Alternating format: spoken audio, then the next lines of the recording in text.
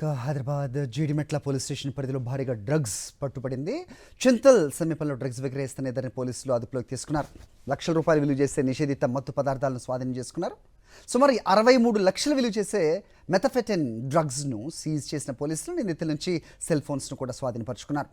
Drugs ఎక్కడి నుంచి తెచ్చారు, ఇప్పటివరకు ఎవరెవరికి ఇవి సరఫరా చేశారనే కోణంలో దర్యాప్తు చేస్తున్నారు. ప్రస్తుతం ఇద్దరు నిందితులు రిమాండ్లో ఉన్నారు. మెథాయాంఫటమైన్ ఇది చాలా కాస్ట్లీ ఉంటుంది. ఇది దాదాపు 316 గ్రామ్స్ అంటే 316 గ్రామ్స్ మెథాయాంఫటమైన్ దీన్ని సీజ్ చేయడం జరిగింది. దీని వర్త్ 63 లక్షలు.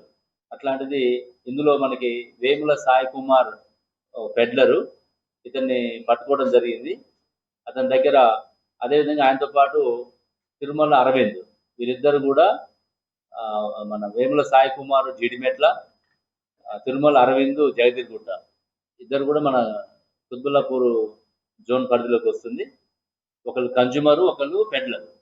వీళ్ళని అదుపులోకి తీసుకొని విచారించినప్పుడు తెలిసింది ఏంటంటే, పూజిత్ అనేటువంటి వ్యక్తి వీళ్ళకి ఇన్స్టాగ్రామ్లో పరిచయం అయ్యి అతను గైడ్ చేస్తుంటే వీళ్ళు పోవటం, తీసుకురావటం, కన్జ్యూమర్స్కి అమ్మటం అన్నీ చేస్తున్నారు. దానిలో భాగంగా మనం ఇద్దరిని అదుపులోకి తీసుకున్నాం.